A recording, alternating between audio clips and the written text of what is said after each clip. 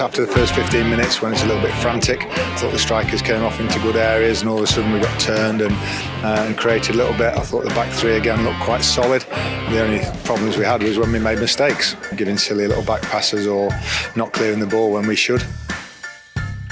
Things are slowly starting to take shape as Mansfield Town ticked off their first two pre-season outings, but as you can tell from Nigel Clough's comments, a 6-0 win at Retford and a 1-0 win at Matlock is merely a case of going through the motions.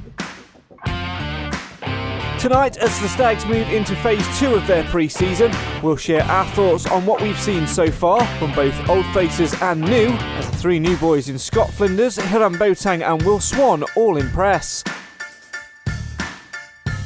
We'll also return our attention to what the squad is missing as another tick box is filled following the fourth summer arrival on Tuesday evening, an experienced and highly rated shot stopper in Christy Pym, who's arrived on a season-long loan from Peterborough United and is eager to get the gloves on. Very happy to get it done. It took a lot of time to get done in the end. I knew about the interest from quite early after the season finished, so I was sort of itching to get here, and it just took a little bit of time, which was frustrating, but I'm just happy to be here now and can't wait to get started. It's a good club. I played here back end of last season. I was on loan at Stevenage, and good atmosphere, great crowd. I know the setup's good manager, good squad, and hopefully this year we can go one step further. I like the ball at my feet, comfortable at my feet, good shot stop, calm. I would say is probably my biggest thing. I like to think that I give a nice calming influence to the team, which I think is very important for a goalkeeper. Plus, as always, we'll take your opinions, your comments and your questions on all things Mansfield Town in the live feed as we continue to test the water ahead of the League 2 curtain call in just a few weeks' time.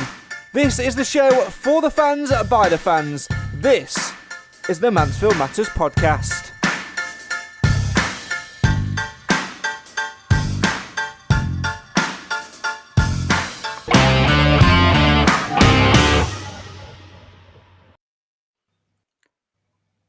Hello and welcome to another edition of the Mansfield Matters podcast, the show for the fans, by the fans. Why? Because Mansfield always matters. Pre-season is well underway. Season ticket sales are going relatively well too, with yet more people buying and securing their seats for the 2022-23 campaign. So what better way to keep that Stags discussion going by joining us on a Thursday night or whatever time it is if you listen to the audio version of this and talking all things Mansfield Town. As always, I've got a range of people joining me to help with that discussion. So let's find out who tonight's gaggle of Stags talkers are. It's the man who somehow last week had the worst internet out of all of us. It's Mr. Clive Parkin. Good evening. How are you? I'm very well, thank you, Craig. I've put a shilling in the meter. We should be all right. Absolutely. Another man who can be described only as a sheer legend, a really nice guy, and also quite literally the dog's dinner. It's Mr. Alan Wilson. How are you? Good evening, Craig. Very well, thank you, and good evening, everybody. How's the dog bite doing? Are you fully secured yet, or are you still leaning the old against the lamppost? Yeah, I've been a walk on my lead tonight, so I'm fine. Bruising's coming out now, so we should be okay. There we go. And the man who's, for some reason, managed to make it 2 weeks in a row, but did message me about 2 minutes ago to say, having internet problems, so might drop out. But I can see him on screen. Let's see if he can actually hear us. It's Cam Felton. Good evening.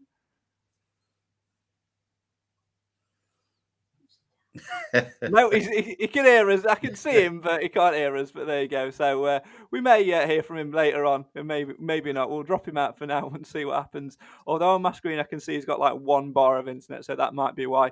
Usually we might have Nathan Edge with us as well, but he's not popped up again. Last week he said he was having car trouble.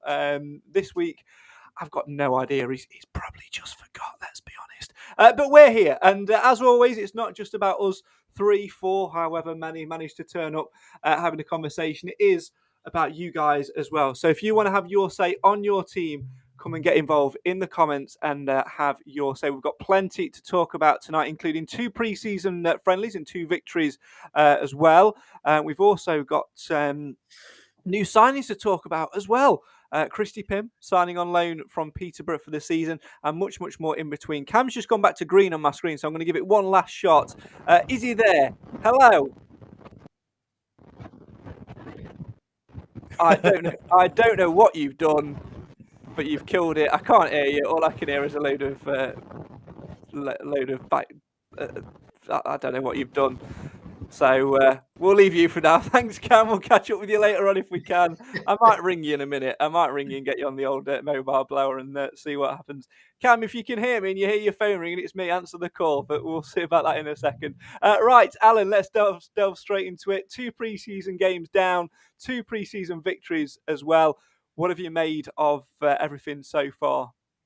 Good hard-working performances. I couldn't get to Retford because I got a previous engagement, but I was at Matlock with yourself on Tuesday night and Clive and the rest of the gang, and it was quite pleasing what I saw. They gave us a very good physical workout, shall we say, and I was very impressed with 2 players, with Boateng and Flinders especially.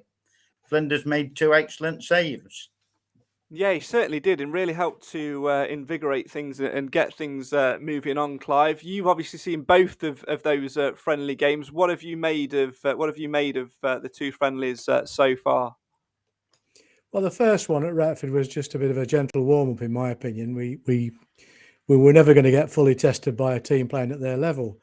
Having said that, I thought Boateng had an excellent game when he was on. And then what's the loanee from Forest called? I've forgotten his name. Will Swan. Will Swan impressed me in that game, but there again, the opposition probably gave him more space than he's going to have to get used to in League Two. But I'm with Alan on this. The Matlock game was a proper test, and they weren't giving anything away, and the 1-0 scoreline reflected that. In fact, they could have scored. I mean, they had a decent shot that only just missed the post. So it's nice to win at Matlock, I have to say. Yeah, it certainly is. We didn't put that on our bingo for the season, but that one's definitely not being ticked off a defeat at Matlock. Let's read some of the comments. Let's have a little look at what people are saying so far. As always, come and have your say on your team and get involved.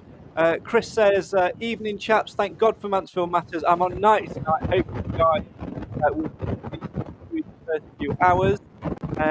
Couldn't folds the picnic tables at the side of the pitch at Retford on Saturday, and a few beers as well. Just right and a great result, says Paul. Yeah, it was a real good thing, and that's the great thing, isn't it, about pre-season, Clive? It's that thing of going to these non-league grounds, the community spirit, being able to walk around the pitch, have different viewpoints of the game, and soak up the summer sunshine.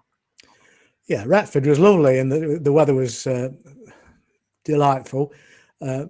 One of the best cheeseburgers I've had anywhere, and people around me in the crowd were all on top form, except some idiot that was smoking. But the other thing was that the Radfords were there, and John essentially gave the fans a lot of his time.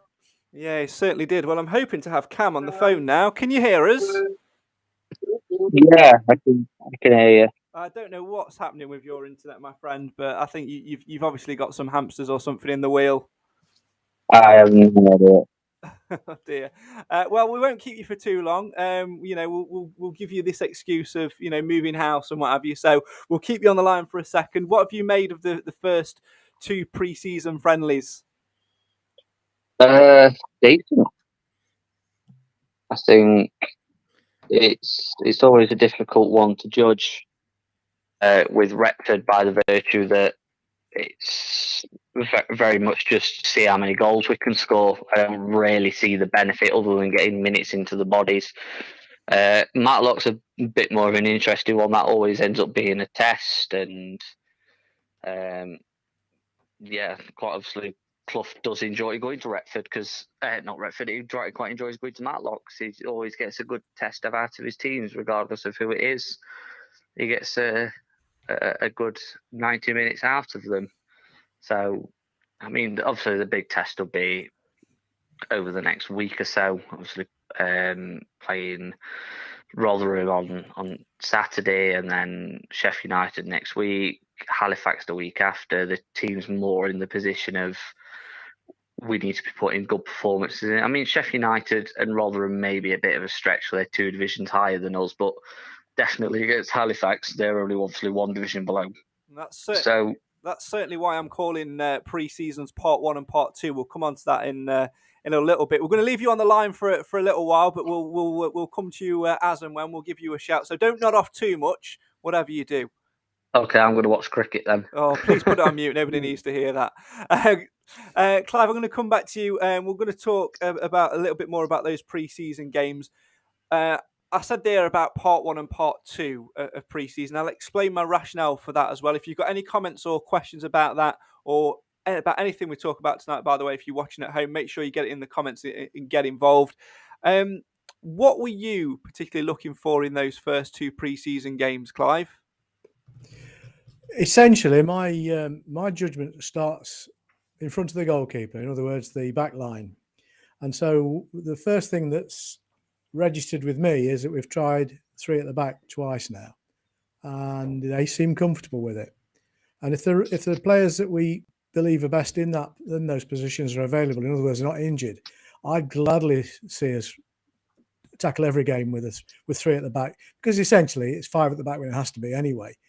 And we've got the speed on the flanks from those players that can turn defence into attack fairly quickly. So I believe, and I've said it for a while, that's the best way forward. And we've struggled up for most of last season trying to find the formation of the back line. And hopefully we're getting there now. I still have a huge reservation about our tall lad, who we recruited as a striker, and then he had no choice but to be a defender all season. He was probably the worst player on the park at Matlock. He passed to them twice. He made life difficult for his goalkeeper. Perhaps that was difficult. That was deliberate to try and test his keeper. I don't know, but we can do without that in the league games coming forward. And if he plays to that standard, he won't keep his place. Alan, what have you made of that? We're talking particularly about systems. You know, Nigel Clough used the first 2 games to try out a 3 at the back. You saw it in action on Tuesday night. What do you make of it? Because for me, I think it's all about getting the right personnel in those areas. Yeah, and I think that's the crux of the matter, personally, Craig. I think it's definitely getting the right players in the right positions. I personally would like to see Hawkins up front, where I think he can do most damage. But I'm slightly disagreeing with Clive. He made 2 back passes and he did 2 fantastic tackles when Macca, and I forget who the other, it might have been Quinney, did 2 back passes as well, before Flinders had to save the shots. But I thought other than that, he had a good game. When he's in the air, I don't think there's anybody to rival him at all. But it's on the ground where he has his problems. And I think that's why we need to put him up front so, he can use his aerial power to more use. When you've got 2 people such as Boateng now who can inch pass a ball, which he did for Quinn at Retford. And I just think his ability to pass the ball will serve Mansfield Town well. Yeah, we're going to talk a little bit more about Hiram Boateng later on and sort of what we've been impressed with as well. As always, let us know your thoughts on him and everything as well. So, we certainly want to hear your thoughts as well. It's Cam's lost his signal on his phone, and Nathan said he forgot about the podcast. So I think we need to put a phone call in now to Nathan Edge, don't we, and issue him with a yellow card. What do you think, gentlemen? He's missed the first 2 shows of the series, hasn't he? That's absolutely shocking. We've got to dish out some punishment here, and we've just lost Clive as well. I think he's coming back. I think he's moving his system around, so we'll catch up with him in a minute. But it's all going wrong, isn't it? I think this is a clear. Tonight, Craig. We must have. I think this is a clear indication that the Mansfield Matters podcast has run its course, and we now must end it, and we should just never do it again. What do you think? What do you think, Alan? We'll have a few people that could be upset about that. You think? Well, Nathan Edge, I am just about to phone. Talk about Mansfield Matters.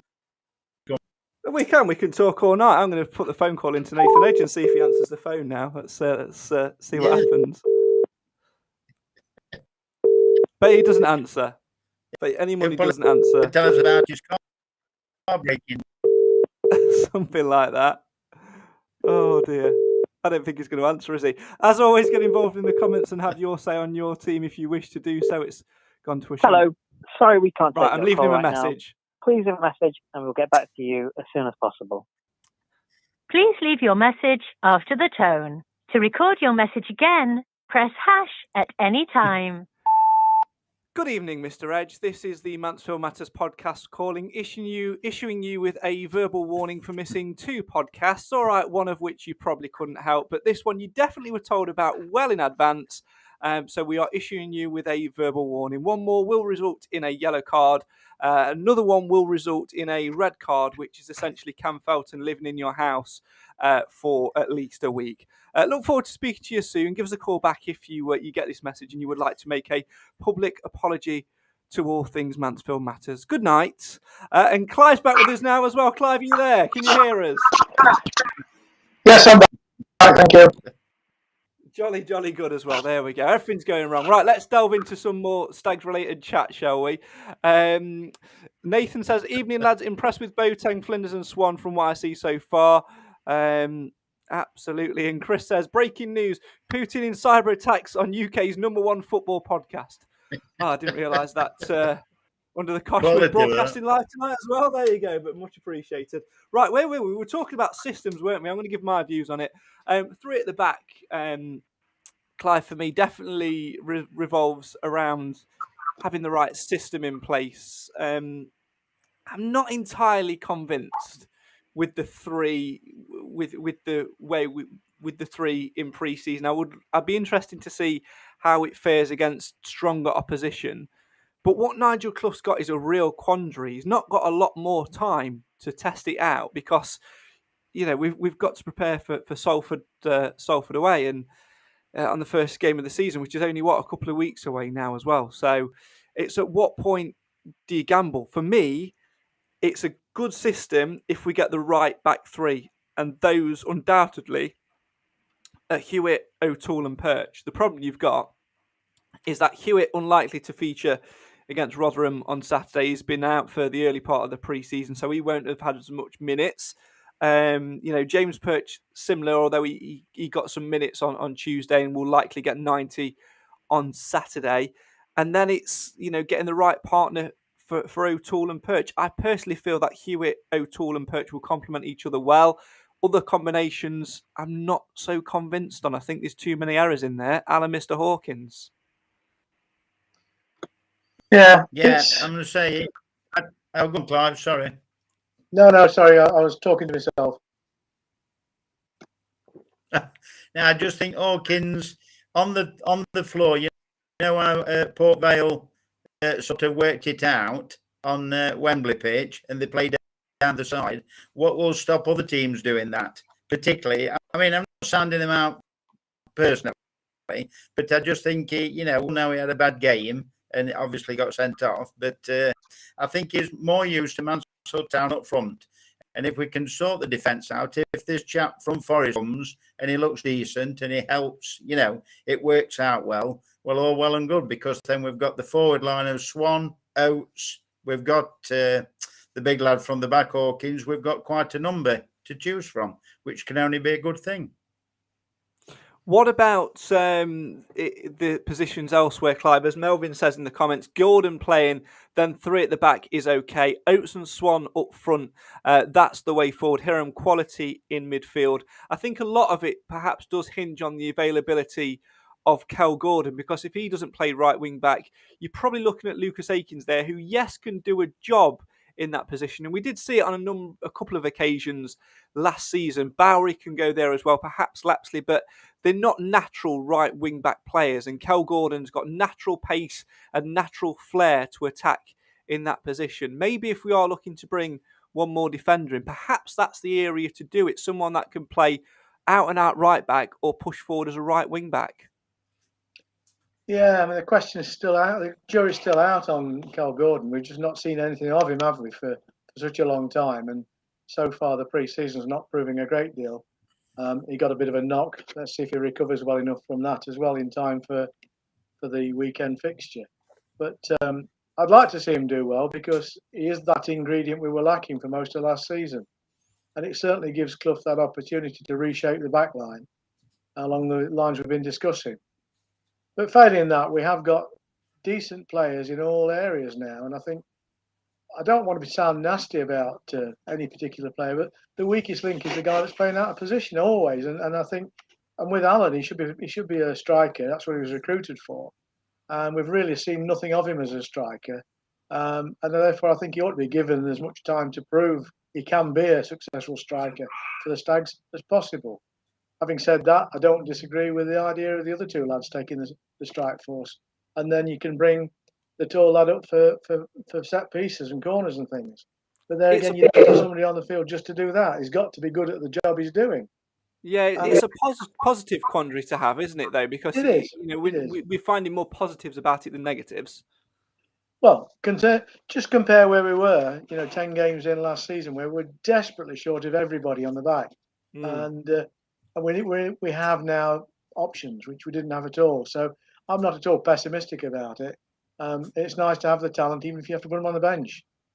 Yeah, I was looking at this earlier on, sort of taking a little look at what my team would be in a 3-5-2 formation if everybody was available, fit, not suspended, etc., etc. Just put it up on screen now. So if you listen to the audio version of it, I'll run through what it is. I've placed Pym in goal. We'll talk more about Christy Pym and his arrival shortly.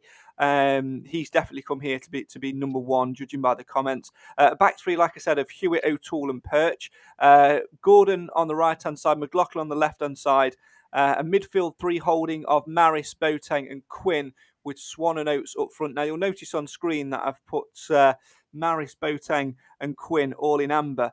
That's because they won't be firm in their positions. They won't be locked in that particular position. I've put a little bit of a shaded box on screen, which you can see one of them will go and sit in that area and provide a link to the front two and sort of work into that space, whilst the other two will sit deep and allow the fullbacks to push on. What I've also done outside of my preferred 11, Alan, is have a little look at what I call adaptable players to fit into the 3-5-2. So there are obviously names that are missing from here. Those are more names that can only sort of play in one set position. Talking more the likes of Ollie Clark and a few others in there as well. Obviously, you've got Hawkins, who doesn't make my starting 11, who can play centre back or up front. Akins, who can play either wing back or up top or anywhere in that outfield position, to be fair.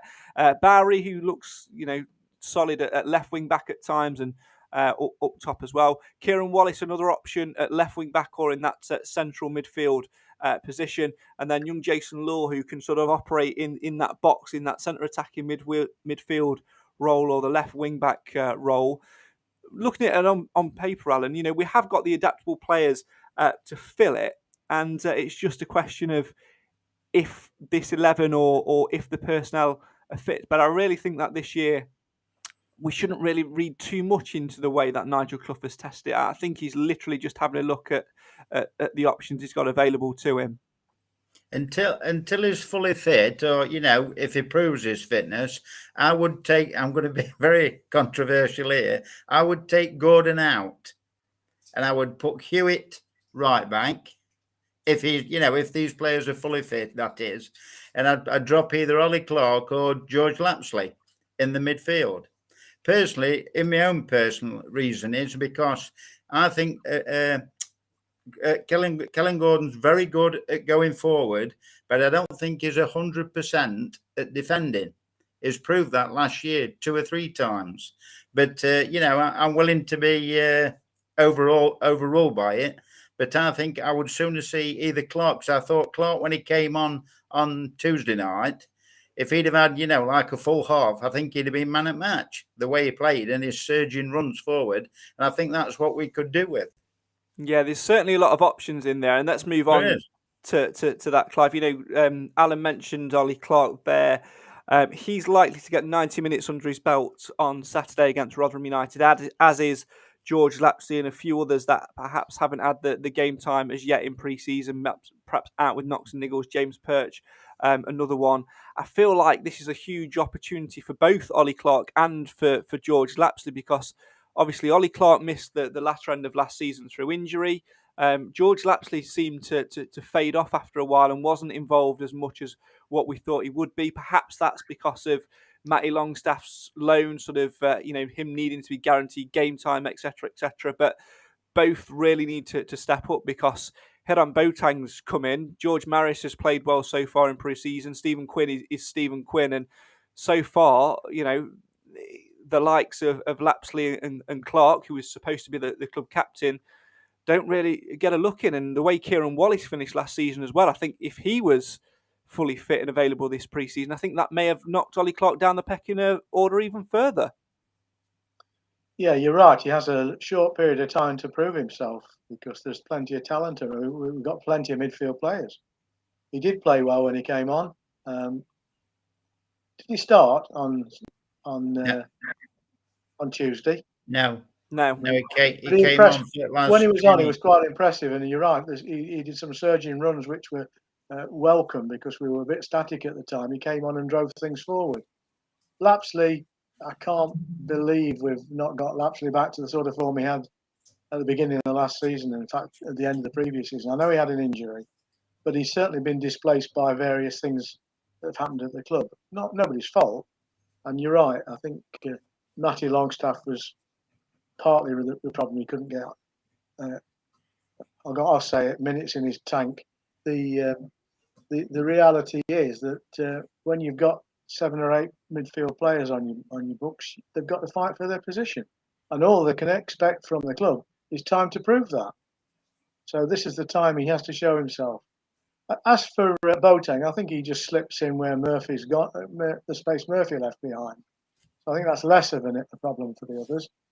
But I'm a big fan of Maris. I know Alan is a big fan of Maris. I'd love to see Maris play. I think he's the strongest defensive midfielder we've got. And likewise, I think Boateng should spearhead the attacking part of the midfield. In other words, if we were going to do a diamond, he'd be the man behind the strikers. So there's all sorts of options there. And I'm not skilled enough to say which is the right ones. I think we just have to look on with interest for the next couple of games. Yeah, it certainly is nice to think about, and nice to have that bit of a quandary, isn't it? And those discussions. There's definitely a fluidity in there, which is certainly proving strong. I really like the look of Boateng so far, and as Clive said, Alan, he has sort of taken the place in the squad of Jamie Murphy. I think he probably ticks the box of the place of Longstaff as well. He sort of comes as a 2-in-1 type player, drives forward. And what I've really been impressed with, and he won't get too much of a mention because for whatever reason he's still the fall guy at the club. The link up down that right hand side between Boateng and Lucas Akins has been really, really good. It was phenomenal on Tuesday night, wasn't it? I just think me and you were talking, if you remember, about his left foot, and I was saying, he uses his right foot for standing on. It's all right having a left foot, but it's got to be quality, and his is certainly oozes quality because the passes that he seems to see that probably nobody else would. He always seems to find a spare man. And like you said, with Akins going down the right-hand side, they really did look formidable. And I mean, if them two could get together, and work some sort of partnership, I think they'd take some moving.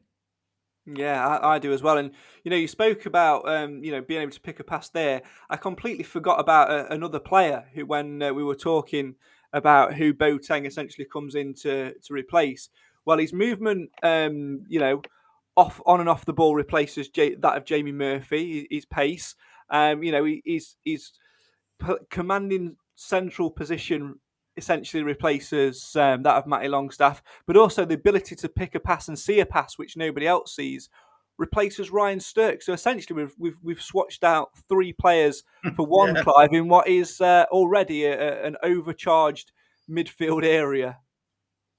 He should get more pay for that.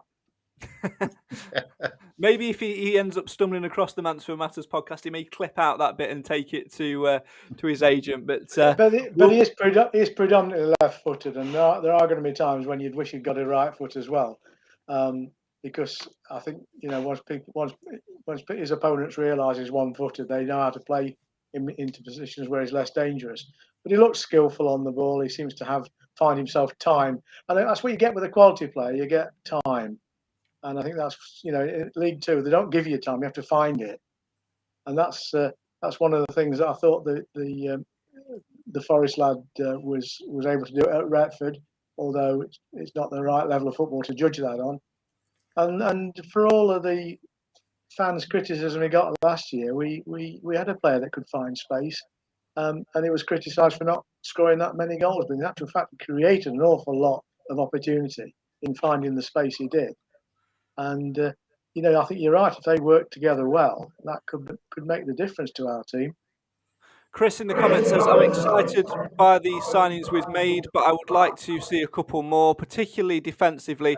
I feel we're a bit short in quality cover back there, especially if we're playing three at the back. Yeah, I know Nigel Clough is still looking for that one defender, which was supposed to be a young defender coming in on loan. I believe it was rumoured to be Riley Harbottle, also from Nottingham Forest, but he went with the Reds on their pre-season tour, hence why he's been unable to join us as yet.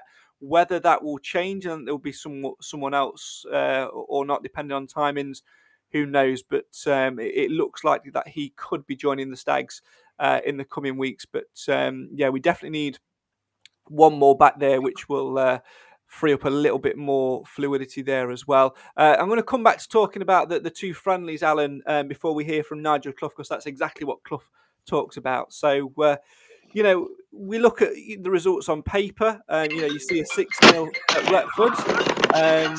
You also see a 1-0 away at Matlock, and people may get carried away because it's 2 wins or whatever, but in reality, you'd expect to win both games. But Matlock, a real tough test, and you can see exactly why Nigel Clough sends his side there. I think it's the right sort of game to play as well, because isn't Retford, just talking to Retford for a little bit, aren't they one of our feeder clubs as well? We look after Retford as well, don't we? With John and or the one called insurance stuff. And I do believe that when we played Matlock, it's horses for courses, isn't it? It's the work rate that he's looking for. Different positions, like you said, 3 at the back. And it's just tentative stuff, to get people playing where he thinks they ought to play, just to see if they can, play in those positions. And when it can change people after 45 minutes, it's just ideal. And it's just a step up each time, isn't it? We had the Retford, and no disrespect to Retford. Then we had the Matlock, and now we've had a big jump to, we could have done with a League One, really, I suppose. And then we've got a big jump now to Rotherham. Well, I suppose technically you could say Rotherham in League One because they were promoted from last year. But it's a good test for them, isn't it? And that's the idea of it. Like you said, it's not important the score, but if you can get a winning mentality, it goes a long way.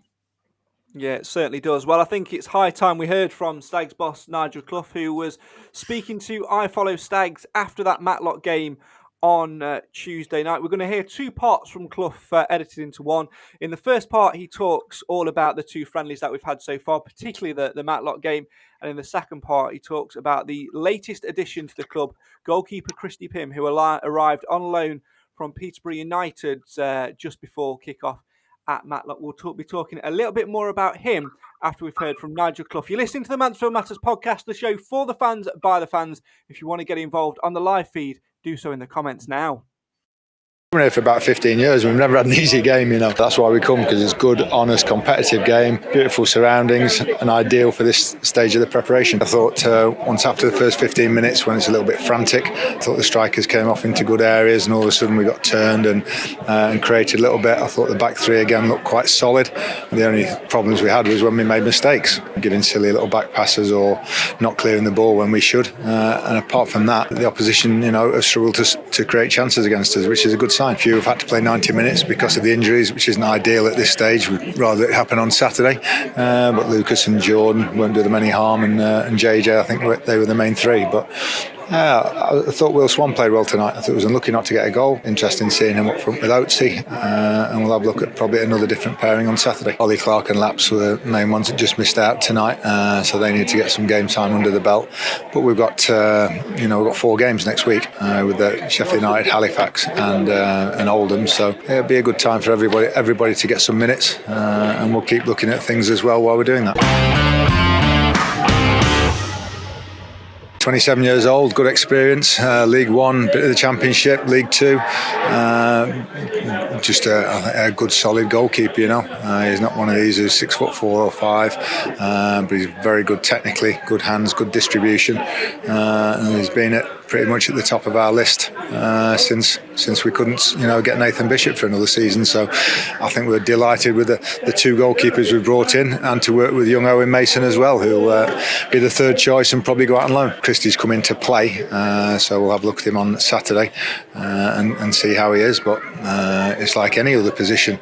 Yes, we can start with the number one in mind, but depending on form and that sort of things, it's not guaranteed to keep your place. So if he comes in and does well, he'll keep his place. We did bring Scott really in, to challenge whoever we brought in, but I think he's done well enough in pre-season to suggest he can have the number one shirt if we need it. That's Stags boss Nigel Clough there. Stags boss Nigel Clough there speaking to I Follow Stags after that Matlock game. You can see more from Nigel on I Follow Stags, mansfieldtown.net/ifollow, where there's also interviews with Will Swan, who of course arrived on loan from Nottingham Forest prior to the Retford game. We'll talk about him in a moment or so. And with new goalkeeper Christy Pym, who Clough was talking a little bit more about there. Clive, we were speaking a lot about goalkeepers and getting the right addition in. I think as soon as Christy Pym was rumoured with us, a few weeks ago, we said in the group chat, didn't we, that if we could get him, that would be a very, very good signing. And we've got our man, albeit on loan, but we've got our man. Yeah, excellent acquisition. I'd have preferred we got him on a permanent contract, but I'm guessing that Peterborough wanted more than we were prepared to pay to take him on. But the fact they've allowed him to come to us on a season-long loan is good enough at this point. And I think he will be the first choice keeper. Although Scott Flinders has got masses of experience. Yeah, it's a good one to bounce off is Scott Flinders. It works really, really well. And I think, judging by the comments made by Pym Allen, it looked like a deal that was, and by Clough as well, incidentally, it looked like a deal that Nigel Clough and Christy Pym, the independent parties, wanted to do relatively early. But for whatever reason, probably like Clive mentioned, to be fair, Peterborough and Barry Fry wanted an extra £1 here or there. It was delayed, but it's over the line, and I don't think there's any doubt that he will be number one with Scott Flinders, an excellent backup, really, really pushing him, having performed well so far. He has performed really well. And, we'll see what Pym can do on Saturday. But when you think back, whenever you've watched Mansfield and Exeter, in my opinion, the two people you come away talking about would be Pym and Boateng. They were the two people that stood out for me, and we've got them both now. And if they can perform anything like they used to, or, they have done in the past, especially with Boateng being on a 3-year contract, it only bodes well for the Stags, I'm sure. Yeah, and as a goalkeeper as well, Clive, that what he brings in, he just gives me that extra little bit of confidence. Don't get me wrong, I love Nathan Bishop. I thought he was a fantastic shot stopper. We were very, very fortunate to have him. No doubt he will be playing at League One next year, maybe even a Championship side as number 2. Manchester United would be keen to see him develop, but we knew quite early that door was going to be slammed shut. And one thing we sort of said towards the back end of last season was that in key moments in games, what we wanted for our back line, especially in the big ones, was that little bit of extra experience, that little bit of extra age. And, Christy Pym has been there and done it. He's a good shot stopper. He's got promotions under his belt. He's got playoff charges under his belt too. He just gives us that little bit of extra assuredness. And also having him there, it will be great for Owen Mason. Yeah, and the lad, when he's played against the Stags, has always had a cracking game as well. So let's hope he can perform for us the way he's performed against us in the past. The only niggle and bit of doubt I have, Alan, is the history of Pym at Peterborough. There was a fallout there between him and Darren Ferguson. Now, obviously, we don't know all of the ins and outs, but it was fairly obvious from what Pym said. And what worries me, and this worries me in any position really, in terms of attitude or whatever, that he's coming and expecting to be number one. And what happens if he doesn't get there? We need to make sure that he is focused and that balance is well struck. I don't think there will be an issue. I think he's come here to play, but there's always that little bit of niggling doubt in the back of your mind. We need to get him settled because he's obviously had a couple of years of turbulence. We need to get him settled. Well, I think Clough will do that. I think he's the ideal manager to look after him and, to get ready for the bell, galvanise him into I don't have it. playing really well. I haven't got it. I don't know where it is. Never mind. But also, did you say on one of the social media outlets that Alan Marriott says quality signing? Oh, did he? I'd not seen that. Mazza said that he liked that signing. He was straight on. Yeah. Oh, brilliant. So it's not just us, is it? People do remember names and, they watch people. And coming from somebody like Alan Marriott, like I said in the comments that he made, if he's half as good as Mazza, we'll have a very good signing. By the way, if anyone's got a phone number for Alan Marriott, or if Alan Marriott ends up stumbling across this podcast by some way, shape, or form, get in touch because we'd love to book you as a guest for Stag Stories Live, especially in 10 years this season since we, won the conference. So anyway, back to the here and now. Another addition was made prior to the Retford game, Clive. We saw him play well in that game. We saw him play relatively well with Reece Oates on Tuesday at Matlock as well. That is youngster Will Swan on loan, a season-long loan from Nottingham Forest. Very similar player to Reece Oates. And it's what we've been missing, is it? Two players to run, to get into spaces, to read a pass, and he's fitted in quite well early doors. Yeah, we've not seen much of him yet, but what we've seen has been quite impressive. I mean, the lad's got a pace about him, and he's got vision.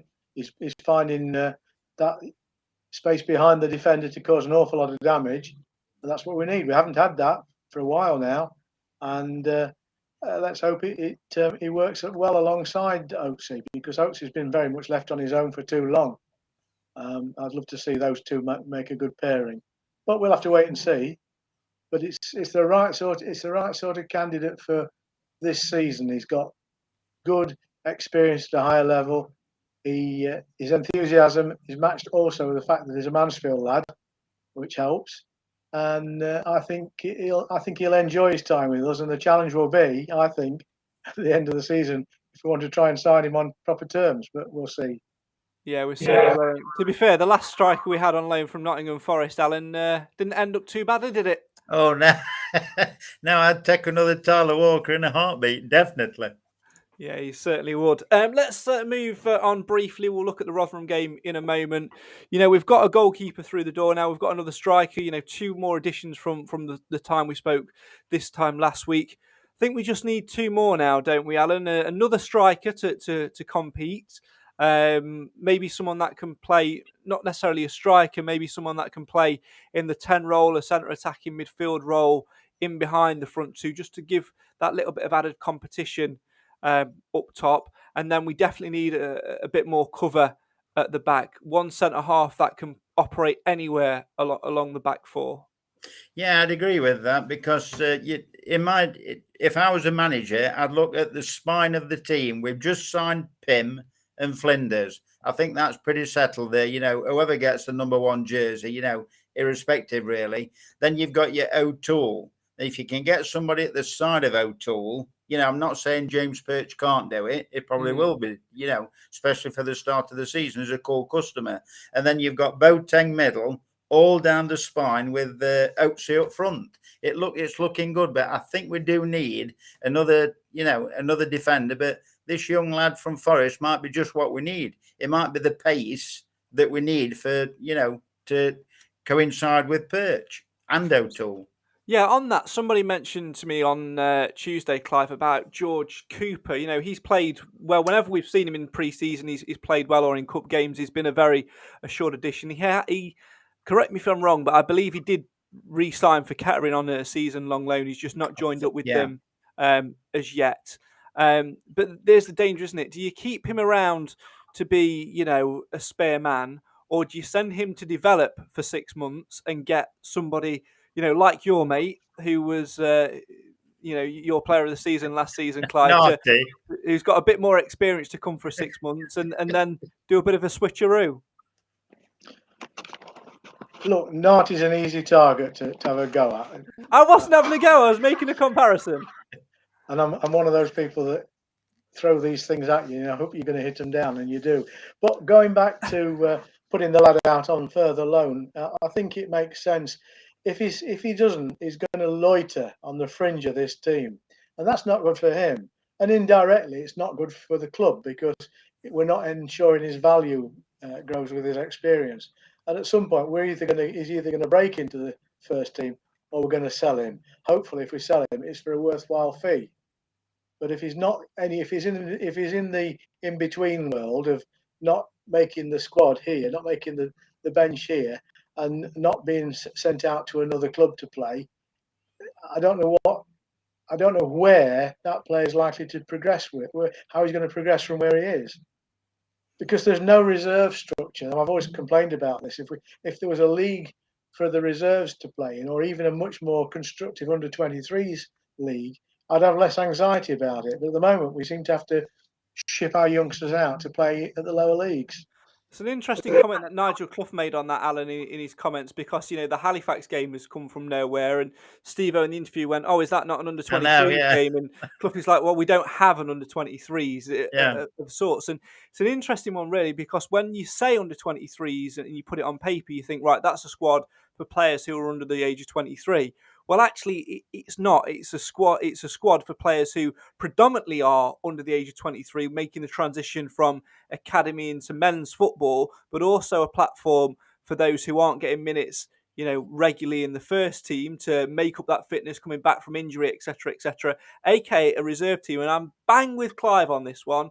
There needs to be a structure put in place. I don't know whether there is or not, but there certainly was a few years ago. Bring back the reserve league. It's all well and good playing friendlies behind closed doors in environments that you can control, but there is that element of competitiveness which just isn't there, no matter how hard you try and fake it.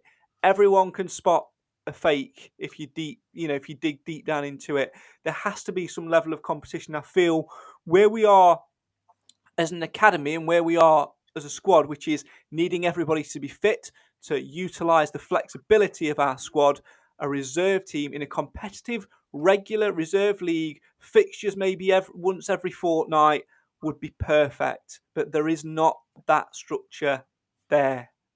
I'm going to say, didn't I could be wrong, don't quote me on it, but I'm sure I read somewhere, either a year or 2 years ago, that there was hoping to get the reserves back up and running, but there was some problem that occurred that it couldn't go that way. I don't know what it was, and I can't remember. And like I said, I might be totally wrong, but I do believe it was to do with the reserves. And for whatever reason, it couldn't continue in the way it was doing. Now, whether that was funding or whatever, but I agree with both of you. It would be ideal for your George Lapsleys, for your Ollie Clarks, for your anybody who can't, Jason Law. I mean, we'd have a damn good team, wouldn't we?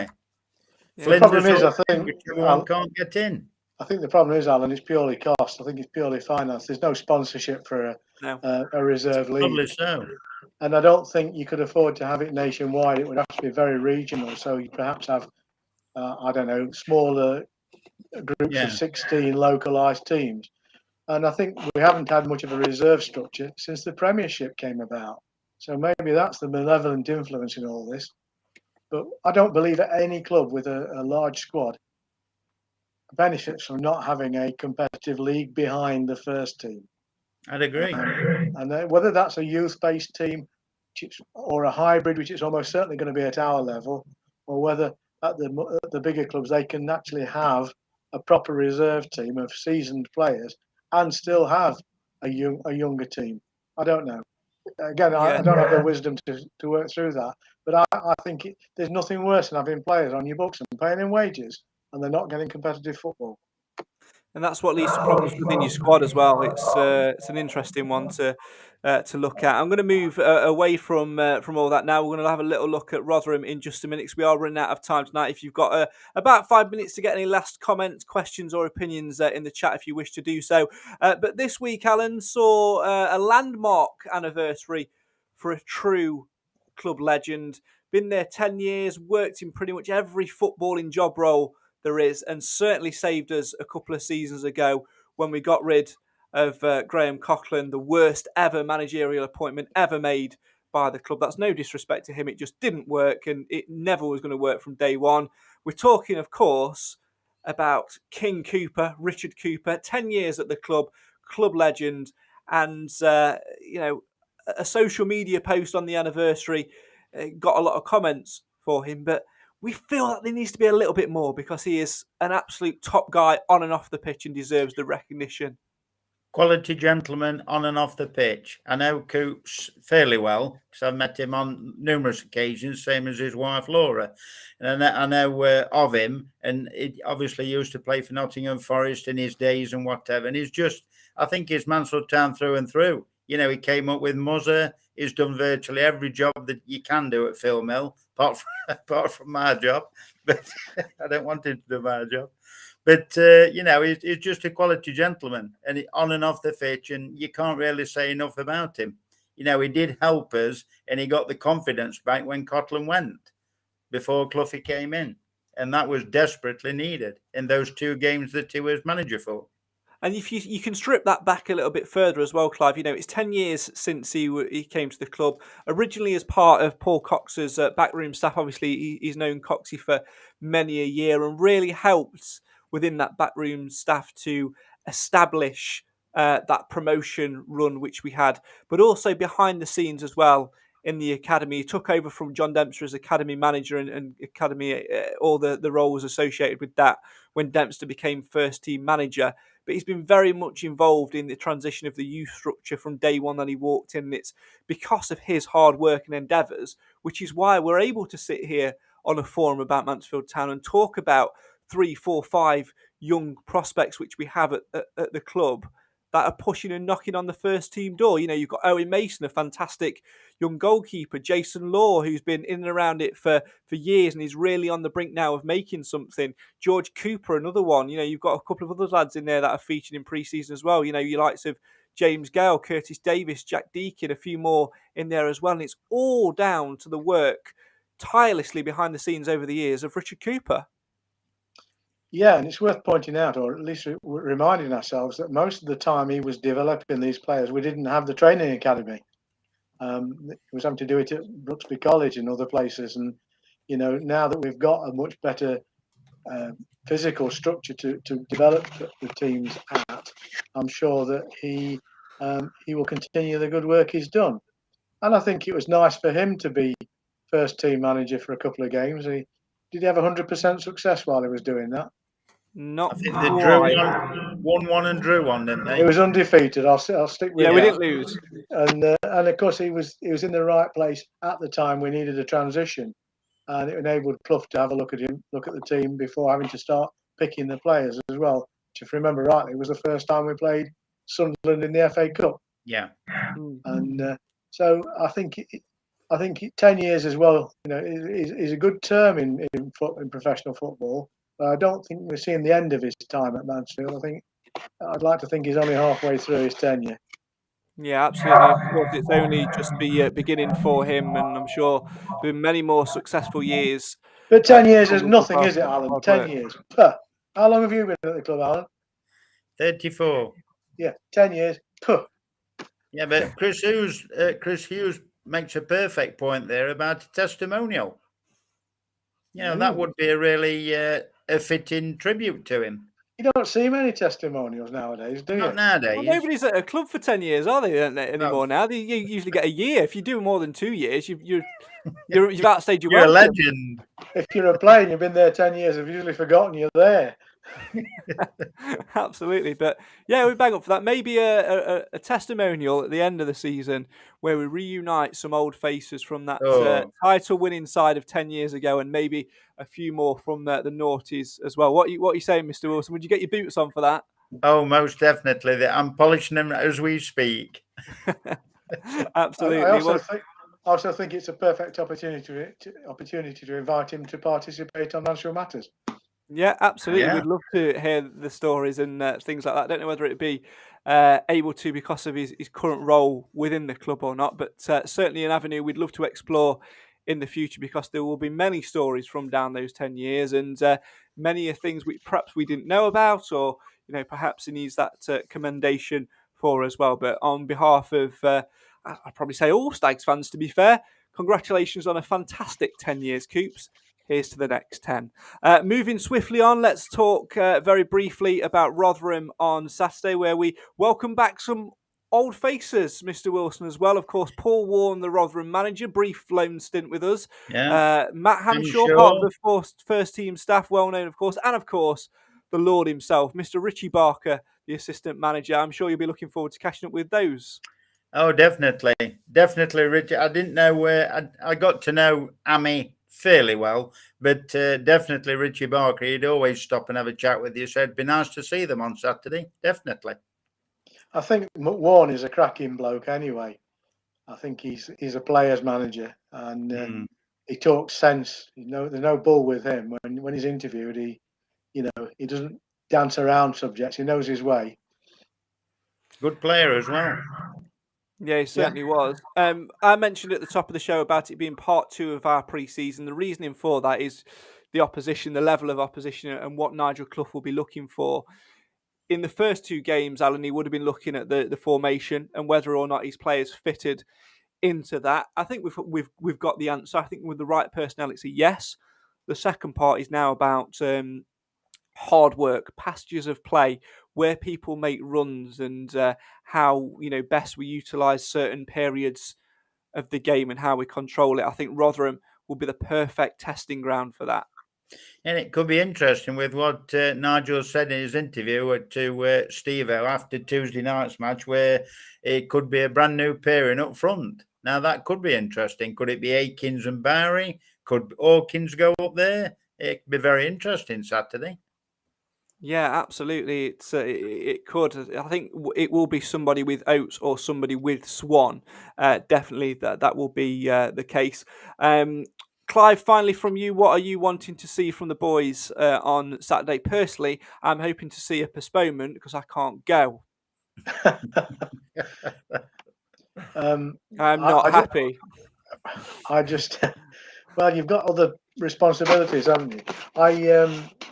I'm looking forward to the game because it should be a game where we'll see some proper football without the pressure of having to take points at the end of it. I'd like to see a further progress based on where we've been at Matlock, and I'd like to see Lapsley get a good run out because he needs one. And from what we saw of Clark, I'd like to see him start. But other than that, he'll mess around. Obviously, both teams will be swapping players around, I would imagine. And you're right, Craig. It's about passages of play and interplay and units. And we've spoken an awful lot, as we always do, about the back line as a unit. The midfield is so blessed with various people. It's finding the right unit to start against Salford now. I think that's got to be what's going through the gaffer's mind, is finding his Salford team. Yeah, and I think there'll be a big thing on that this week, Alan, as well. And that is potentially, the games which you mentioned within that next week. Behind closed doors games with definitely Sheffield United and possibly Halifax, depending on personnel available. And then, of course, the away trip to Oldham a week on Saturday to finish pre-season. A big week for the players this week. What are you hoping to see from them? Well, hard work, endeavour. And personally, on a personal note from Saturday, the right players wearing the right numbers on the right shirts would be an absolute beauty for me, because there's times many when they just don't wear numbers or they've got the wrong numbers on. You look, number 15 and he's not even on the squad paper, and it's just a nightmare for friendlies. So that's all I can ask. It's all right with Mansell because obviously we know them. But when it's a different team and they've got no numbers on, it's a bit of a nightmare. I've just become more annoyed at myself because I know now that on Saturday there will be something like that and I'm going to miss another Alan Wilson golden moment. Yeah. On that, thanks for joining us. Good night.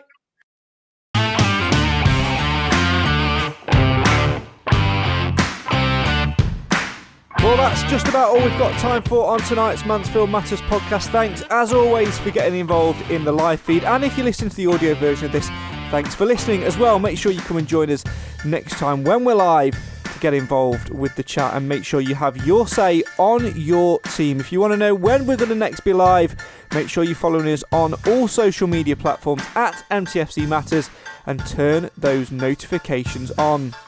As always, my thanks to all of the Mansfield Matters panel. We'll see you again next week when we talk all about the Rotherham game and those behind closed doors friendlies as well.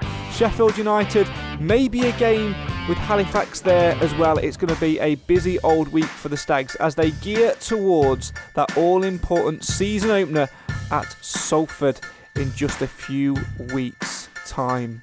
For now though, enjoy the rest of the sunshine and remember that there's only one thing that matters in the world, and that is Mansfield. Goodbye!